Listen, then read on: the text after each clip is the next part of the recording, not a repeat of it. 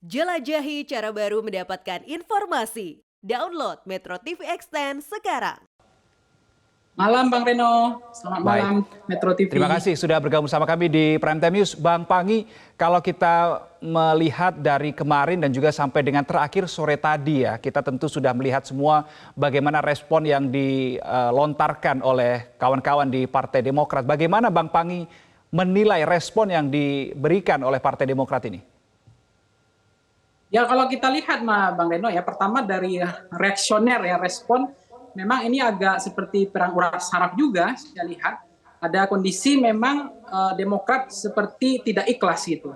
Tapi itulah fakta bahwa Demokrat itu berarti menguji waktu yang menguji bahwa memang cawapres yang diserahkan kepada Pak Anies atau diserahkan kepada koalisi, bahwa koalisi tanpa syarat itu firm terkonfirmasi bahwa memang Demokrat itu memang cawapres diserahkan kepada Pak Anies atau ke koalisi, tetapi cawapresnya adalah AHY gitu. Jadi mazhabnya atau ideologinya Partai Demokrat itu clear menurut saya bahwa berkoalisi dengan satu paket seperti Caimin, tidak hanya Demokrat saja yang diambil, tapi AHY-nya juga ikut diambil. Nah itu yang menyebabkan reaksioner atau empirik objektifnya berbeda antara intersubjektif dengan empirik objektif.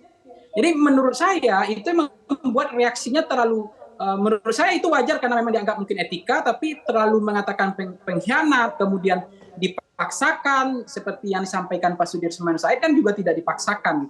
Karena memang toh PKB dengan Demokrat pun, PKB maksud saya dengan Nasdem pun sudah clear bahwa 20% sudah lewat tanpa PKS. Tapi catatan saya yang kedua adalah memang basisnya pemilihnya PKS itu adalah cenderung 40% memilih Anies. Jadi artinya PKS akan meninggalkan koalisi ini menurut saya agak sulit menerima.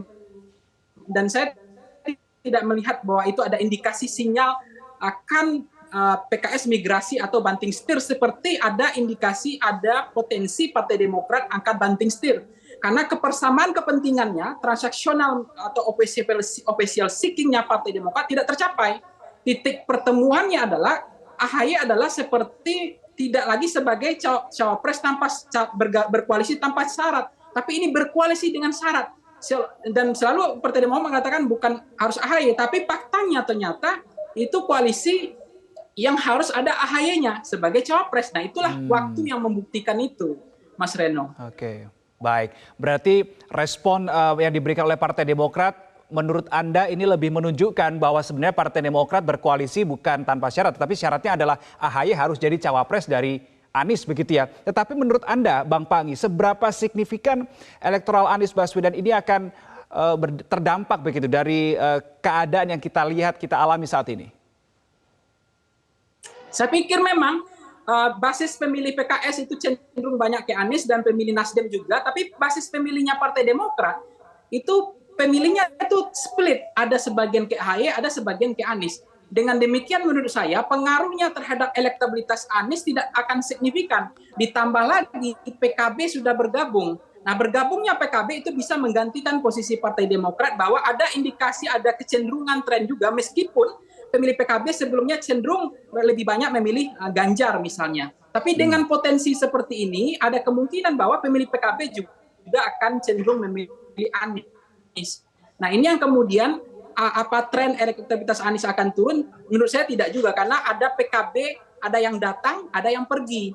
Nah kalau kemudian Partai Demokrat ingin pamit misalnya karena tidak ada kepentingan lagi di situ, AHY tidak lagi sebagai cawapres, maka ada yang pamit juga PKB datang ke koalisi perubahan. Dan itu bagi saya melihat ya. Yang kedua begini Bang Reno, Jawa Timur itu adalah battleground wilayah pertempuran primer, kunci kemenangan. Bagaimana kelemahan elektabilitas Anies yang kita potret per hari Agustus kemarin, itu Anies memang lemah di Jawa Timur, hanya 12%. Nah, kalau kita lihat elektabilitas Anies, maksud saya AHY dibanding Caimin, memang AHY lebih besar, lebih merata. Tetapi di Jawa Timur, AHY itu hanya 4%.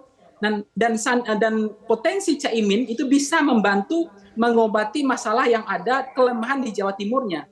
Kalau Jawa Tengah itu kita penggal lehernya nggak berubah dari banteng, tidak berubah dari merah, dan Soekarno-nya itu kental banget bahwa itu pemilih yang partai ID-nya tinggi. Dia adalah pemilih yang straight ticket voting, mereka milih Ganjar, milih PDIP. Tapi Jawa Timur itu adalah kelemahan Anies juga hari ini, yang kemudian ada potensi bahwa Caimin bisa untuk menjadi kunci atau gembok yang ngerti membuka bagaimana suara limpahan NU atau PKB-nya itu ada di Jawa Timur. Nah, tidak mengherankan itu Mas Reno, deklarasinya atau keputusan PKB hari ini diambil di Jawa Timur.